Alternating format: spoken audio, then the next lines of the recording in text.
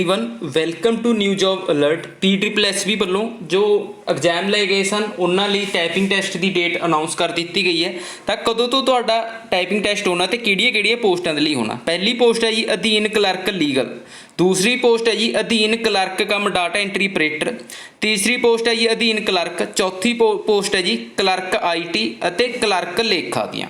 ਇਹਨਾਂ ਸਾਰੀਆਂ ਪੋਸਟਾਂ ਦੇ ਲਈ ਜਿਹੜਾ ਟਾਈਪਿੰਗ ਟੈਸਟ ਹੋਣਾ ਹੈ ਉਹ 29 ਅਗਸਤ 2023 ਤੋਂ ਲੈ ਕੇ 4/9/2023 4 ਸਤੰਬਰ 2023 ਤੱਕ ਹੋਣਾ। ਕਿੱਥੇ ਹੋਣਾ ਜੀ? ਜੀਰਕਪੁਰ ਮੋਹਾਲੀ ਦੇ ਵਿੱਚ। ਠੀਕ ਹੈ ਜੀ, ਤੇ ਇਹ ਡੇਟ ਹੈ ਜੀ। ਤੇ ਇਹਦੇ ਲਈ ਜਿਹੜੇ ਰੋਲ ਨੰਬਰ ਨੇ ਤੇ ਵੇਰਵੇ ਨੇ ਉਹ ਜਲਦੀ PSSB ਦੀ ਅਫੀਸ਼ੀਅਲ ਵੈਬਸਾਈਟ ਤੇ ਜਾਰੀ ਕਰ ਦਿੱਤੇ ਜਾਣਗੇ। ਤਾਂ ਅਫੀਸ਼ੀਅਲ ਵੈਬਸਾਈਟ ਹੈ ਜੀ www.punjab.gov.in। ਠੀਕ ਹੈ ਜੀ, ਤਾਂ ਜਲਦੀ ਤੁਹਾਨੂੰ ਰਿਜ਼ਲਟ ਦੇਖਣ ਨੂੰ ਮਿਲ ਜਾਣਾ ਤੇ ਟਾਈਪਿੰਗ ਟੈਸਟ ਲਈ ਜਿੰਨਾ ਉਮੀਦਵਾਰਾਂ ਨੂੰ ਬੁਲਾਇਆ ਜਾਣਾ ਉਹਨਾਂ ਦੇ ਰੋਲ ਨੰਬਰ ਵੀ ਵੈਬਸਾਈਟ ਤੇ ਮਿਲ ਜਾਣਗੇ। That's all guys. ਜੇ ਵੀਡੀਓ ਵਧੀਆ ਲੱਗਿਆ ਤਾਂ ਲਾਈਕ ਤੇ ਸ਼ੇਅਰ ਕਰਨਾ ਨਾ ਭੁੱਲਿਓ। ਜੇ ਚੈਨਲ ਨੂੰ ਹਾਲੇ ਤੱਕ ਸਬਸਕ੍ਰਾਈਬ ਨਹੀਂ ਕੀਤਾ ਤਾਂ ਪਲੀਜ਼ ਸਬਸਕ੍ਰਾਈਬ ਮਾਈ ਚੈਨਲ। ਧੰਨਵਾਦ।